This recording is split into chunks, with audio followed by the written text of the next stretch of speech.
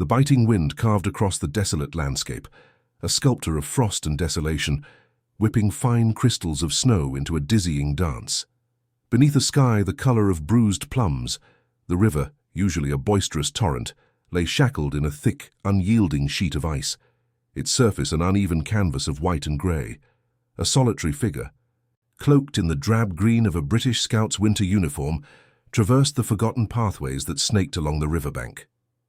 This was Thomas, a name synonymous with silent strength and an almost preternatural ability to observe the unseen. He was not merely walking, he was patrolling, his senses tuned to the whispers of the wild, a habit ingrained through years of rigorous training and recent, particularly challenging missions abroad that had tested the very limits of his endurance and resolve. Thomas found solace in the raw, unforgiving embrace of nature, a stark contrast to the intricate deceptions of human conflict he so often navigated.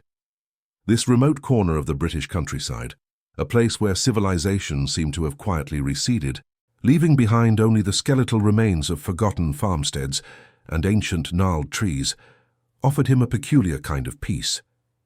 It was a borderland, not to another nation, but to a deeper, wilder Britain, where the land itself held secrets. His breath plumed in the frigid air, a fleeting ghost against the vast indifferent expanse. His gaze, habitually sweeping the horizon, registered every minute detail, the delicate tracery of frost on a barren branch, the sudden flight of a startled crow, the almost imperceptible shifts in the ice's surface. Then his eyes snagged on something profoundly out of place, a stark anomaly against the monochromatic backdrop. Far in the distance, a dark, moving shape detached itself from the indistinct line where the river met the snow-laden banks. It was a dog, undeniably, its silhouette unmistakable even from such a range. But it wasn't merely present. It was engaging in a series of frantic, almost desperate movements upon the slick, frozen expanse. The animal was large, dark-furred, and seemed to be struggling, its powerful body straining against an invisible burden. Thomas paused, instantly alert. A dog out here, alone on the frozen river, behaving with such unusual urgency, it painted a picture that didn't quite fit the tranquil desolation. He raised the small, compact binoculars that were a permanent fixture around his neck. The lenses brought the scene into sharper, disquieting focus. The dog was a magnificent specimen, a large, dark retriever, its coat matted with what appeared to be ice and river water. It was not playing, nor was it simply lost. Its actions were deliberate, persistent, and imbued with an almost frantic energy. It was pulling, dragging something heavy and dark from beneath a jagged fissure in the ice, or perhaps across its treacherous surface. A shiver, unrelated to the cold, crawled up Thomas's spine. The dog's behavior was less that of an animal retrieving a stick, and more like a determined, almost grim, effort to extricate something significant, something that resisted its every pull. The object remained largely obscured by the dog's bulk and the shimmering distortions of the ice, but its sheer size and the immense effort the dog expended suggested it was neither small nor light. It was an unnatural sight, a poignant struggle in the heart of winter's quiet dominion. The very air around Thomas seemed to thicken, charged with an unspoken tension. What could possibly compel an animal to such a prodigious, relentless task in such an unforgiving environment? His mind, trained to dissect anomalies and seek underlying causes, began to race. Was it an animal that had fallen through? No. The dog was pulling it out. A discarded piece of debris, snagged on the riverbed for months, now freed by the relentless current beneath the ice? Unlikely, given the dog's focus and discernible struggle, this wasn't refuse. This was something else. The sun, a pale, distant orb, cast long, distorted shadows, making the dog's heroic efforts seem even more surreal, almost theatrical. An immediate visceral curiosity, intertwined with a deep-seated sense of duty, began to stir within Thomas. The scene was too peculiar, too fraught with an unspoken narrative, to simply observe and then continue on his way. His scout's instincts, honed to a razor's edge over years of service, screamed that this was not a casual incident, not merely a dog's unfortunate predicament. There was a story unfolding on that frozen river, one that, against all odds, seemed to beckon him closer. He tightened the strap of his rucksack and began to move, his steps deliberate and silent across the frosted ground. The dog, oblivious to his approach, continued its tenacious battle, pulling, tugging, and occasionally letting out a low, mournful whine that carried on the wind. Whatever it was dragging, it clearly weighed a considerable amount, clinging stubbornly to the icy grip of the river. Thomas knew, with a certainty that settled deep in his bones, that he had to investigate. The stillness of the winter afternoon had been shattered, replaced by an urgent, unspoken question. What exactly was that dog pulling from the icy depths, and what secrets did it carry? There was only one way to find out. To uncover the stunning truth behind this dog's mysterious find and the secrets it will expose, be sure to subscribe to our channel and join us on this incredible journey. You won't want to miss what happens next. The biting wind whipped around Thomas as he carefully navigated the treacherous, ice-covered riverbank. Every instinct screamed at him to retreat, to report what he'd seen from a safe distance, but the image of the struggling dog, the dark mass it wrestled with, compelled him forward. His boots crunched on frozen reeds, a sound amplified in the unnerving stillness of the winter afternoon. He kept low, using the sparse skeletal bushes for cover, his eyes never leaving the peculiar scene unfolding on the ice. The dog, a large, shaggy creature that looked like a stray wolfhound, growled with effort, its powerful shoulders straining. It seemed almost desperate, its paws sliding on the slick surface as it tried to gain purchase. Thomas noticed the trail in the ice now, a grooved channel leading from a jagged hole in the river's frozen skin, a dark maw from which the animal had clearly just emerged. This wasn't a casual discovery. The dog was engaged in a monumental task. His heart thudded a heavy rhythm against his ribs, a mixture of fear and burgeoning curiosity. The cold bit through his thick scout uniform, but he barely registered it, his focus absolute. He recognized the sheer tenacity in the animal's movements, a brute determination that transcended mere animal instinct. It was as if the dog understood the gravity of its burden. Then, with a final guttural heave, the dog managed to drag the heavy mass fully onto the relative safety of the riverbank. Thomas, now much closer, perhaps 50 yards away, froze. The object wasn't an animal carcass or a piece of debris. It was undeniably human. A body, clad in dark, heavy clothing, lay slumped on the icy ground, partially obscured by the dog's protective stance. The animal whined softly, nudging the inert form with its nose, a sound of profound distress that sent a shiver down Thomas's spine, far colder than the winter air. Horror, pure and unadulterated, washed over Thomas. His scouting training, however, instantly kicked in, overriding the initial shock. This wasn't a scene of natural death, not a mere accidental drowning. The unusual attire of the deceased immediately struck him as out of place. The garments were dark, made of durable, almost tactical-looking fabric, entirely unsuited for a leisurely stroll in the British countryside. Even in winter, there was a precision to the tailoring, a stark efficiency that hinted at something more than everyday wear. No labels were visible, but the cut, the material, spoke volumes. It reminded him of images he'd seen in classified briefings, subtle indicators of foreign operatives. He approached with extreme caution, his senses hyper-alert. The dog, seeing him, let out a low, warning growl but didn't advance. Its eyes, though wary, also held a peculiar sadness, as if appealing for help. Thomas spoke softly, reassuringly, keeping his distance from the now still animal. Good boy," he murmured, his voice strained. The dog lowered its head yet remained steadfast beside the body. As Thomas knelt a safe distance away, his professional assessment began. The man was of medium build, with short, dark hair, his face pale and contorted by the cold but otherwise unmarked. No signs of a struggle, no obvious wounds. His hands, even through the gloves, seemed unusually large for his frame. Thomas's gaze then drifted to the man's belt, where a peculiar flat pouch was fastened. It was small, unassuming, made of the same dark, rugged material as the rest of his clothing, and remarkably it looked completely dry despite the man having been submerged in icy water. This detail immediately raised a red flag. A pouch impervious to the river's icy embrace. He carefully, slowly, reached out, his fingers brushing against the cold, stiff fabric. The dog watched him intensely, its muscles tensed, but did not intervene. With a gentle tug, Thomas unfastened the pouch. Inside, nestled amongst a layer of protective foam, lay not a wallet or personal effects, but two items. One was a small, waterproof case, clearly designed to withstand extreme conditions. The other was a compact, highly advanced-looking device, no larger than a deck of cards, with a series of tiny, unlit LEDs and a single, almost imperceptible button. He carefully extracted the waterproof case. His fingers, still nimble despite the cold, worked at the clasp.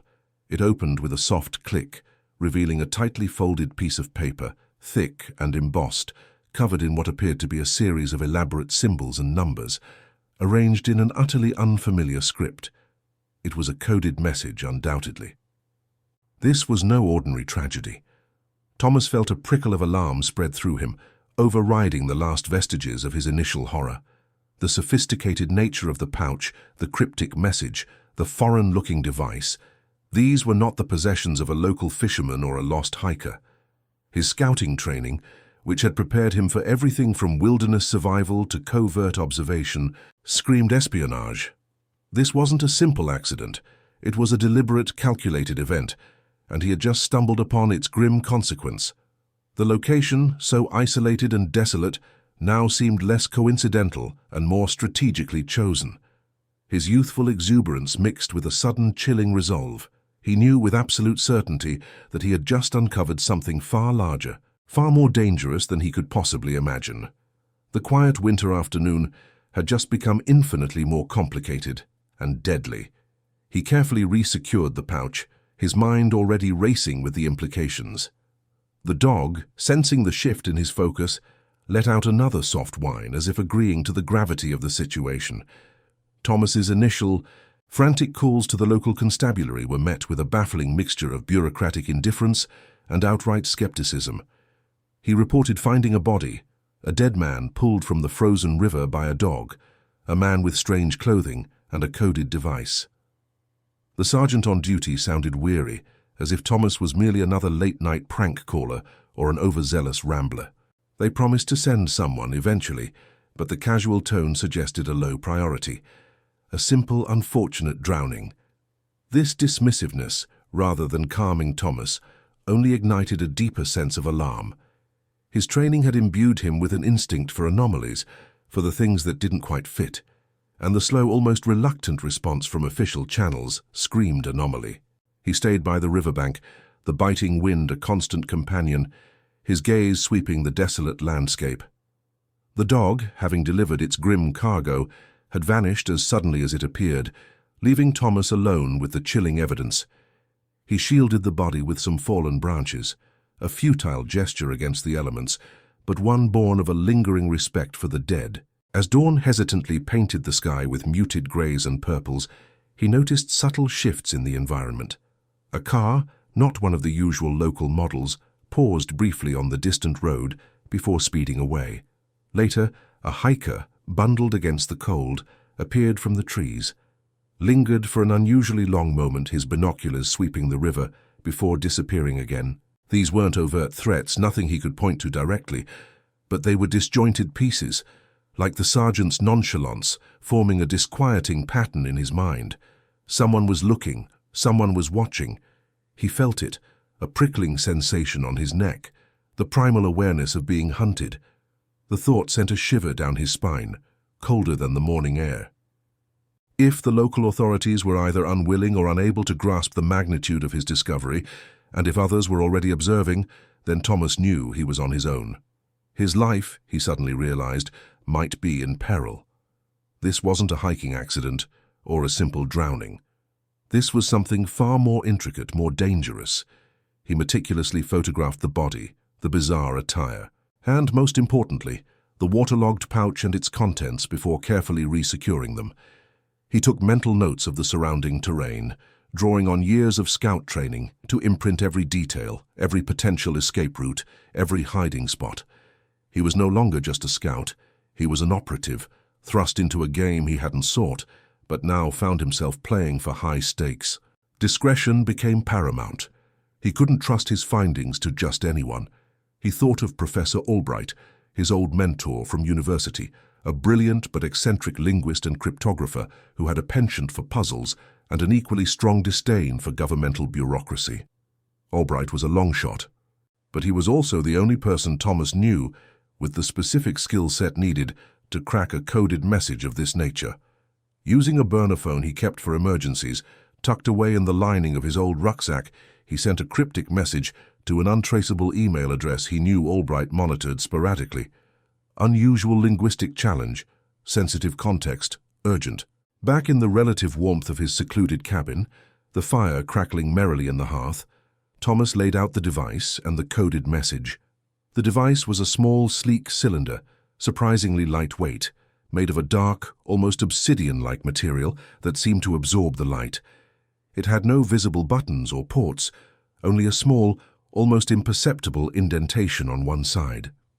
The paper, remarkably preserved in its waterproof pouch, was filled with what appeared to be a series of seemingly random alphanumeric characters, interspersed with peculiar symbols he didn't immediately recognize. It was too complex for a standard cipher. This was something far more sophisticated. He spent hours, fueled by stale coffee and a growing sense of dread, staring at the symbols. He tried various common encryption methods he knew from his training, Caesar ciphers, Vigenère squares, but nothing yielded even a flicker of sense. His instincts told him this was a one-time pad, or perhaps a completely unknown system. He remembered Albright's lectures on non-standard encryptions, systems designed to be almost unbreakable without the key. Just as frustration began to set in, a faint signal pulsed from the small device. It was almost imperceptible, a tiny tremor in his hand followed by a faint, high-pitched whine. He pressed the indentation, and a miniature holographic projection flickered into existence above the cylinder. It was a partial map, overlaid with what looked like topographical data, highlighting a series of discrete locations, all within the British Isles, and then a series of coordinates and a date that was alarmingly close. Suddenly, a loud crash from downstairs shattered the silence. Thomas froze, every muscle tensing. He hadn't heard anything approach, not a car, not footsteps on the creaking wooden porch. The cabin was remote, nestled deep within a thicket of ancient oaks. He grabbed the heavy iron poker from beside the fireplace, his heart thumping in his chest. Footsteps, heavy and deliberate, ascended the creaking stairs. He pressed himself against the wall, poker raised, his breath held tight. The door to his study slowly creaked open. A shadow fell across the threshold. Thomas swung the poker with all his might, aiming for the head, only to connect with empty air. The shadow dissolved, replaced by the faint, lingering scent of ozone. A window in the study, previously latched, was now wide open, a cold gust of wind rustling his papers. He was alone, but he knew, unequivocally, that he had narrowly missed someone or something. Someone else was here searching for the same answers, and they were dangerously close. This wasn't merely a discovery anymore. It was a deadly race. The close call reinforced Thomas's deepest suspicions. This was no random incident, no isolated tragedy.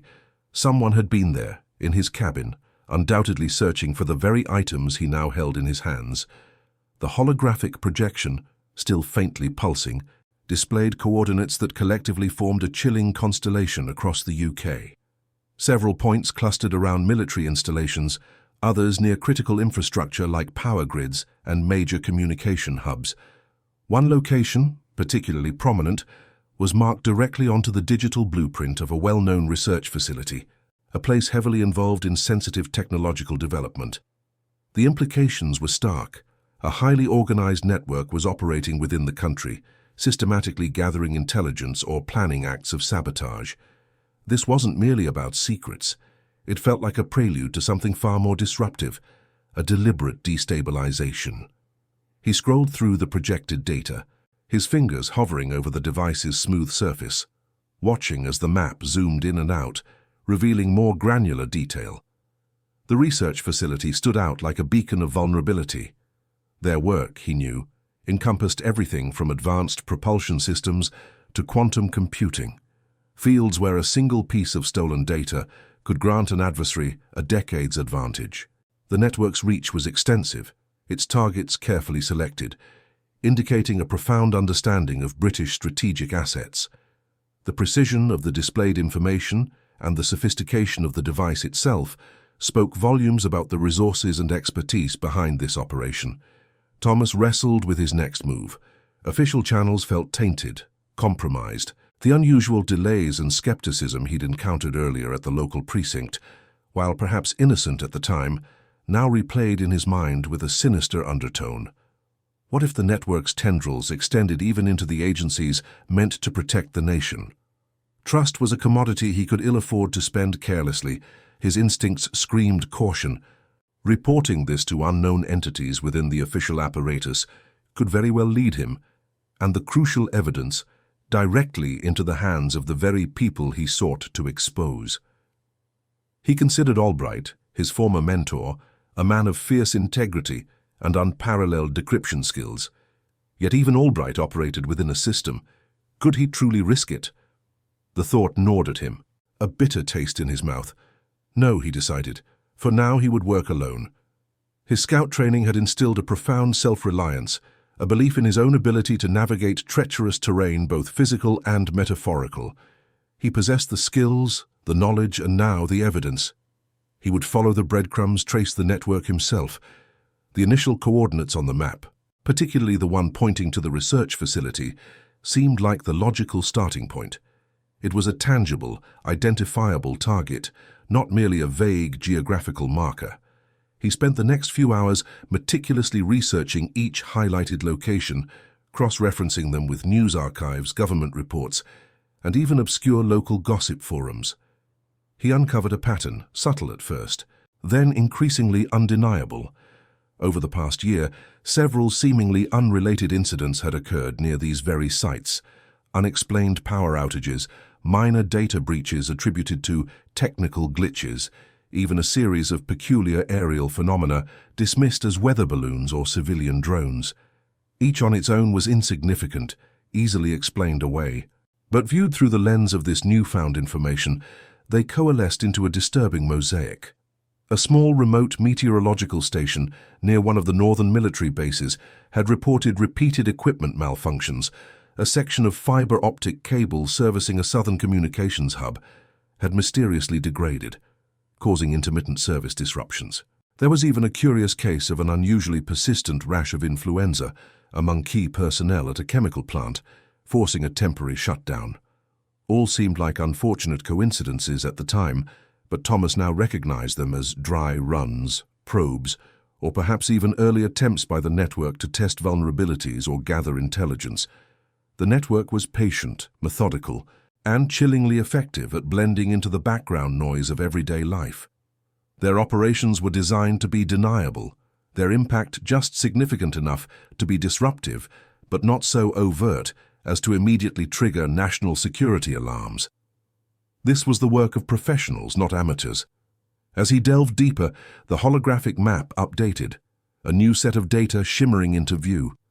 The date he had noted earlier, alarmingly close, now had a specific time appended to it, and next to it, a single pulsating red dot appeared on the map, directly over the aforementioned research facility. This wasn't a past incident. This was a future event. The decoded information, combined with his own investigation, pointed unambiguously to this facility as the next imminent target. The stakes had just escalated dramatically. He had stumbled upon not just a network, but their next planned strike. He had to act, and quickly. The cold dread that had settled in his stomach intensified, morphing into a potent resolve. He had found a ghost, and now he had to hunt it down before it stole the very soul of his nation. The encroaching dawn brought not solace, but a sharpened sense of urgency. The map projected by the mysterious device had flickered just long enough for Thomas to commit the critical coordinates and the alarmingly imminent date to memory. He knew, with a chilling certainty that settled deep in his bones, that time was now his most precious commodity. The network wasn't just a theoretical threat.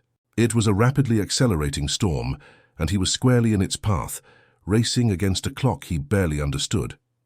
He scanned the topographical data, recognizing patterns that suggested critical infrastructure, a series of communication relays, a hydroelectric dam, and most disturbingly, a major port facility. The implications were staggering, far beyond mere industrial espionage. This was an assault on national security, meticulously planned and terrifyingly close to fruition. His heightened senses, honed by years in the field, now perceived threats in every rustle of leaves outside his cabin, every distant car engine, every shadow that danced in the periphery of his vision. The near miss with the intruder, who had vanished like mist but left a palpable trace of malice, confirmed his greatest fear. He was no longer merely a discoverer of secrets, but a target.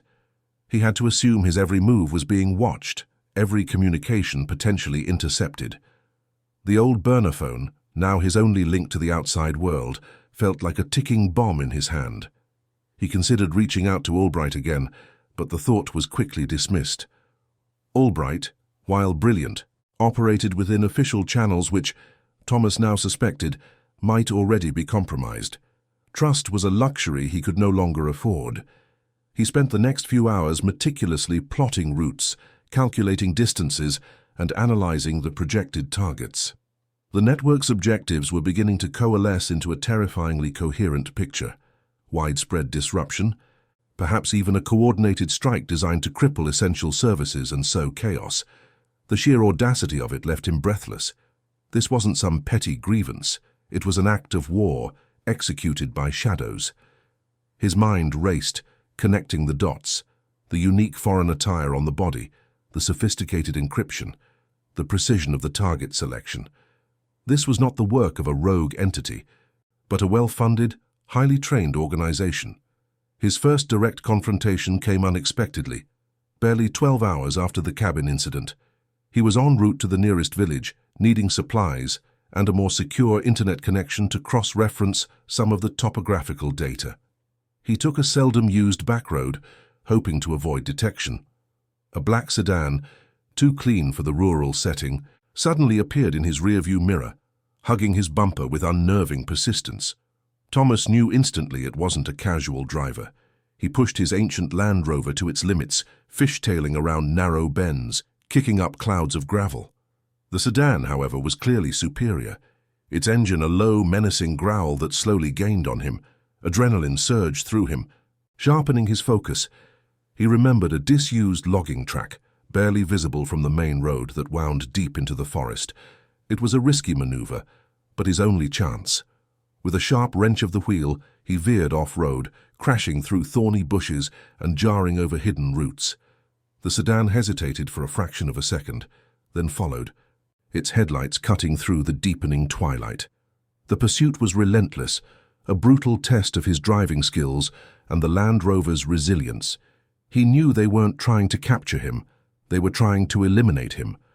A sudden flash from the sedan's passenger window confirmed his suspicion, a suppressed muzzle flare.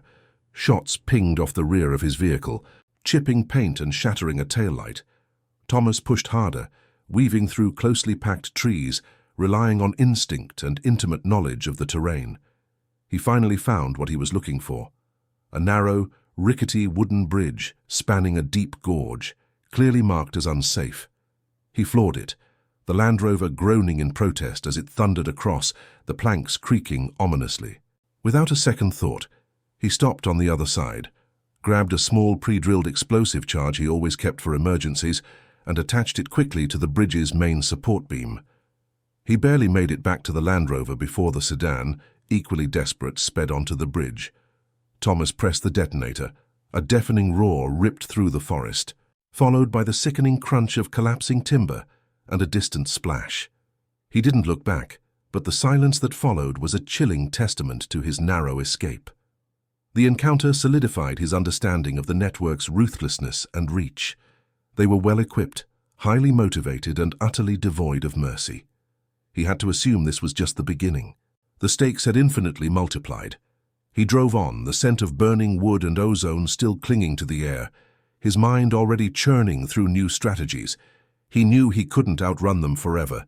He needed more than evasion. He needed a counterattack. The device, still pulsing faintly in his pocket, now felt less like a clue and more like a beacon. His investigation led him to a small, unassuming maritime museum in a coastal town, one of the pinpointed locations on the holographic map. From the outside, it was a quaint, almost forgotten relic of local history, filled with dusty displays of old fishing nets and model ships. Inside, however, tucked away in the back storage room, he discovered a subtle but crucial deviation. Behind a false wall, accessible only through a cleverly disguised panel, was a state-of-the-art surveillance hub. It was linked to a series of high-power antennae disguised as weather vanes on the museum's roof, perfectly positioned to monitor shipping lanes and crucial naval operations in the nearby port. This wasn't merely industrial espionage, it was an intelligence-gathering operation on an unprecedented scale, designed to acquire real-time data on British naval movements. He carefully extracted a flash drive containing months of intercepted communications and satellite imagery, his heart pounding with the weight of the evidence. It was all there: coded reports, encrypted plans, even a manifest detailing the delivery of specialized equipment to various locations, including the hydroelectric dam. The motive was now horrifyingly clear. The network sought to blind and incapacitate the nation's defenses and infrastructure, creating a window of vulnerability for an even larger, more devastating act. He saw names, code names, and specific operational directives. He found a document outlining a complex cyber attack protocol designed to simultaneously disrupt critical communication channels, paralyze the energy grid, and sabotage naval assets. The scale of the plan was immense, meticulously crafted, and utterly devastating. The final pieces of the puzzle clicked into place, forming a complete, terrifying panorama of impending catastrophe. He clutched the flash drive, the future of his country resting precariously in his hand. The chilling encounter in his cabin solidified Thomas's understanding. He was no longer merely an investigator, but a target.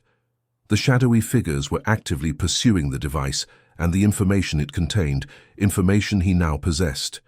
He moved with a new sense of urgency, every action calculated, every shadow scrutinized. The decision to confront the network directly or present his evidence to authorities was a complex internal debate. His trust in official channels had eroded with every delayed response and dismissive remark from local police regarding the initial body discovery. He knew with a certainty that gnawed at his gut that the network's reach extended deeper than he could yet comprehend, possibly even into the very institutions meant to protect the nation.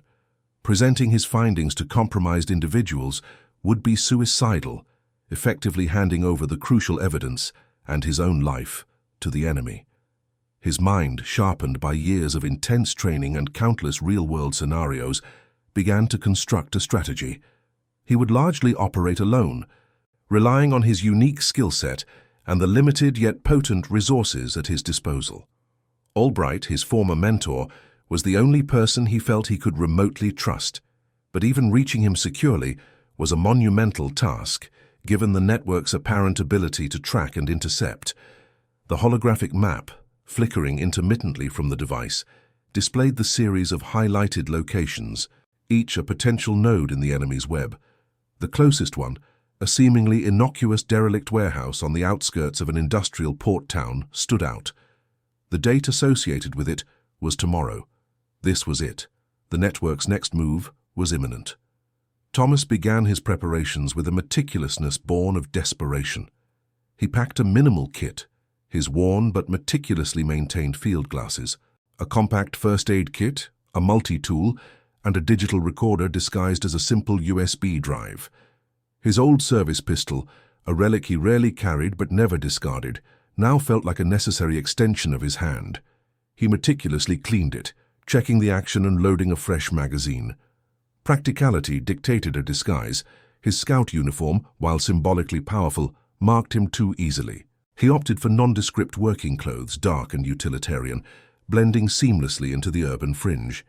He studied the layout of the port town from old maps and satellite images, identifying potential entry and exit points, surveillance blind spots, and safe houses. Every detail, no matter how small, could mean the difference between success and failure, life and death. The stakes were astronomical. The partial map, combined with the decoded snippets from the message Albright had helped him translate via the untraceable email, a series of cryptic phrases referencing resource extraction, logistical pathways, and ominous mentions of Phase 2 completion, hinted at a large-scale operation far beyond simple industrial espionage. This felt like a coordinated effort to destabilize critical national infrastructure or compromise vital strategic assets. He didn't fully understand the network's ultimate objective, but the implication of its scope sent a shiver down his spine. The possibility of wide-ranging consequences, perhaps even military implications, pressed down on him with immense weight. He knew he couldn't afford a direct frontal assault.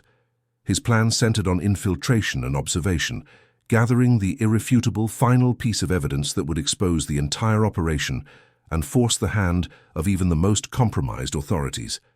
He needed to witness their operation firsthand, record it, and then transmit it to Albright through a secure, pre-arranged dead drop. It was a risky gambit, a delicate dance on the edge of a precipice, but it was his only viable option.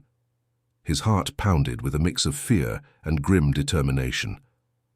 As dusk settled, painting the sky in hues of deep violet and orange, Thomas found himself grappling with a profound moral dilemma. The derelict warehouse he discovered from the old town plans was adjacent to an abandoned school building, still occasionally used by local teenagers for clandestine gatherings. What if his actions, his chosen path of direct confrontation and infiltration, inadvertently put innocent lives at risk? He could present his partial evidence now, vague as it was, and hope someone in power would listen. But then the network would simply disappear, regroup, and strike again when vigilance was low. The cycle would continue and the true threat would remain. Exposing them completely meant waiting, observing, and then striking at the precise moment. This carried the risk of collateral damage, a possibility that weighed heavily on his conscience. He pictured the frozen river, the dog, the lifeless body, the device. It all started with a simple act of nature, an unforeseen consequence. Now he was a lone sentinel, standing between an unknown enemy and the safety of his country. He closed his eyes, took a deep breath, and made his choice. The greater good, he reasoned, demanded a bolder, more dangerous approach. He would go to the warehouse, he would gather the evidence, he would protect his home, no matter the personal cost. There was no turning back now. The gears of fate were in motion, and he was squarely in their path. The biting wind whipped around Thomas as he navigated the overgrown path leading to the derelict warehouse, the skeletal trees clawing at the twilight sky like gnarled fingers. Every shadow seemed to harbor a threat, every creaking branch a warning. He moved with the silent economy of a practiced hunter, his senses heightened, his pulse a steady drum against his ribs. The warehouse loomed ahead, a hulking silhouette against the fading light, its broken windows like vacant eyes staring out into the bleak landscape. This was it, the culmination of days spent in the frozen wilderness, deciphering cryptic messages and evading unseen pursuers. He knew the network was inside, preparing for their final devastating act. He could feel it in the cold air, taste it in the tension that permeated the deserted industrial area. He found a small unsecured access point at the rear, a rusted service door partially ajar. A testament to the network's overconfidence, or perhaps their belief that this remote location was impenetrable. Slipping inside, he was immediately enveloped by the musty scent of decay and stale metadata. The vast interior was dimly lit by a few bare bulbs, casting long, distorted shadows that danced with his every cautious movement. He could hear low murmurs, the clack of keyboards, and the occasional metallic clang echoing from deeper within the cavernous space. They were here, and they were active. His eyes quickly adjusted to the gloom, scanning for vantage points. A rickety catwalk high above the main floor offered the perfect perch for observation. He scaled the ladder with practiced ease, each rung a silent prayer against discovery. From his elevated position, the full scope of their operation unfolded beneath him. A dozen figures cloaked in nondescript dark clothing huddled around an array of sophisticated computer equipment. Large holographic projections shimmered above a central console, displaying complex schematics of national energy grids, communication hubs, and naval defense systems. The sheer audacity of their target sent a cold shock through Thomas. This wasn't merely sabotage, it was an attempt to cripple the entire nation. He meticulously documented everything he saw, using a miniature, state-of-the-art camera, embedded in his scout badge, a piece of kit Albright had insisted he carry. The faces of the operatives, their coordinated movements, the chilling details on the projected maps, every byte of data was crucial. He recognized some of the symbols from the decoded message, now rendered in terrifying clarity on the holographic projections. Phase 2 completion meant the activation of these targets, a coordinated strike designed to plunge the country into chaos. Suddenly, a voice, sharp and authoritative, cut through the hum of technology.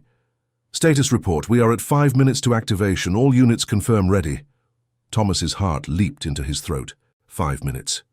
He had gravely miscalculated the timeline. He had to act. But how? He was one man against a highly organized, dangerous network. A direct confrontation would be suicide. His gaze swept across the floor, frantically searching for an opportunity, a weakness. Then he saw her, standing slightly apart from the main group, her face illuminated by the glow of a monitor, was the woman he had encountered during his initial investigation, the one who had feigned ignorance in the village pub. Her icy blue eyes, now alight with a cold triumph, confirmed his darkest suspicion. She was a key player, perhaps even the leader of this cell. As she turned, her eyes momentarily flickered towards the catwalk. Had she seen him? A sudden, sharp crack echoed through the warehouse. One of the operatives, a burly man with a shaved head, had accidentally dropped a heavy wrench. The woman's head snapped around, her gaze now fixed directly on Thomas's hiding spot. Their eyes met for a fleeting, terrifying second. Recognition, then fury, flashed in her eyes. "Up there! Get him!" she shrieked, pointing a slender finger directly at him. The element of surprise was gone. Thomas didn't hesitate. He swung out from the catwalk, landing with a jarring thud on a stack of empty crates below. The operatives below scrambled, some reaching for weapons, others making for the main console. He had to disable their operation, and he had to do it now. His scout training kicked in, a blur of instinct and precision. He moved like a phantom, darting between machinery, using the chaotic environment to his advantage. A lone operative tried to intercept him, but Thomas, with a swift, economical movement, disarmed him and sent him sprawling. He dove towards the central console, the very heart of their operation, just as another operative fired a shot that whizzed past his ear, embedding itself in the wall behind him. He slammed his fist down on the emergency shutdown button, a prominent red disc he had identified from his vantage point. Alarms blared, a piercing, deafening shriek that momentarily stunned the operatives. The holographic projections flickered, groaned, and then died, plunging the core of their operation into darkness. He had bought himself precious seconds, but he was far from safe. The woman, her face contorted with rage, drew a small gleaming pistol. "You've made a grave mistake, Scout," she snarled, her voice cutting through the alarms. She fired, the shot tearing through the air, narrowly missing his head. Thomas knew this was it, the true climax. It wasn't just about stopping the network anymore, it was about survival. He ducked behind a panel, reloading his mind with every tactical lesson, every instinct he possessed. The fight, he realized with a chilling certainty, had just begun. The fate of the nation and his own life hung precariously in the balance. The dawn broke, painting the warehouse in stark, revealing light, much like the truth that finally cascaded outwards from that cold, isolated corner of the country. Thomas's meticulously gathered evidence, transmitted through the secure dead drop to Albright, had finally pierced the veil of skepticism and corruption. The comprehensive dossier, detailing encrypted communications, financial transactions, photographic evidence of clandestine meetings, and the precise operational plans he had risked everything to acquire, was irrefutable. It exposed not just a few rogue agents, but a deeply embedded network of foreign operatives and corrupted officials, all working in concert to systematically undermine national security and exploit strategic resources. The sheer scale was breathtaking, reaching into various government departments, corporations, and even the intelligence community itself. The reaction was swift and decisive, though largely invisible to the public eye. A coordinated series of raids, executed under the utmost secrecy, swept across the nation. Key figures within the spy network, caught off guard by the precision and timing of the operation, were apprehended. Databases were seized, safe houses compromised, and financial assets frozen. The ripple effects were profound, shaking the foundations of several powerful institutions. A national crisis was averted, not with a bang, but with the quiet, efficient dismantling of a threat that had festered in the shadows for too long. The country, unknowingly, breathed a collective sigh of relief as the unseen danger dissipated. Thomas, observing the unfolding aftermath from a secluded cottage provided by Albright, felt a strange mix of exhaustion and profound satisfaction. His role, as expected, remained officially unacknowledged. There were no medals, no public accolades, no headlines celebrating his contribution. To the official narrative, the arrests were the result of routine intelligence work, a testament to the tireless efforts of various agencies, and that was precisely how Thomas preferred it. His heroism was of the quiet, solitary kind, born from a sense of duty and a deep-seated love for his country. Albright, however, knew the truth. Their infrequent coded communications carried a weight of mutual understanding and respect that transcended any official commendation. He received a short encrypted message one morning. Mission critical. Debt repaid. Well done, Thomas. That was all he needed. He spent the intervening weeks piecing himself back together, both physically and mentally. The adrenaline that had fueled him for so long slowly receded, replaced by a deep-seated weariness. He reflected on the events, the quiet heroism that often goes unnoticed, and the immense weight of the secrets he now carried. The world continued its ceaseless spin, oblivious to the precipice it had teetered on. This quiet heroism, he realized, was the bedrock of national security, built on the sacrifices of individuals who chose to stand against the darkness, asking for nothing in return but the continued peace and stability of their homeland. He found a sense of peace in this understanding, a quiet resolve that reaffirmed his purpose. He had protected his country, averted a disaster, and remained true to the principles that had guided him since his scout days. One crisp afternoon, a package arrived at his door, unmarked save for his alias. Inside, nestled amongst some hay, was a sturdy, handcrafted kennel. A note from Albright was tucked inside. A small token of appreciation for a loyal companion. He deserves a good home, Thomas smiled, a genuine, unburdened smile that reached his eyes. Later that day he drove to a local animal shelter, not far from where the river ran. There, looking slightly larger but with the same intelligent, wary eyes, was the dog, the one who had started it all. The shelter staff told him its story of being found wandering, disoriented but remarkably resilient. He adopted him without hesitation, naming him River, a constant living reminder of the extraordinary journey that had begun on that frozen expanse.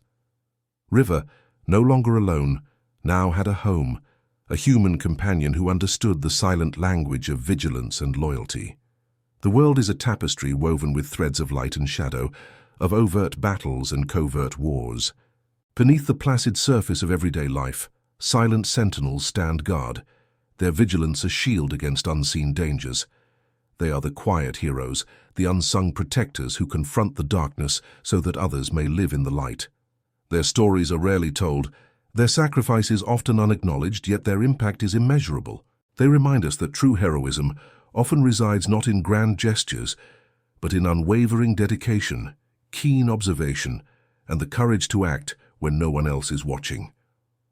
They are the first line of defense, the last bastion against forces that seek to undermine the very fabric of society. And so the frozen river, once a harbinger of danger, became a symbol of salvation, a testament to the unexpected origins of extraordinary deeds and the enduring spirit of those who protect us all. If this tale of quiet heroism, unexpected discoveries, and the unseen battle for national security has captivated your imagination, if it has reminded you of the vital role played by those who work in the shadows, then show your support. Like this video, share it with others who appreciate stories of courage and intrigue, and most importantly, subscribe to our channel. Join our community as we continue to uncover and share thrilling narratives of vigilance, resilience, and the unsung heroes among us. Stay tuned because the world is full of hidden stories, and we're just getting started on bringing them to light.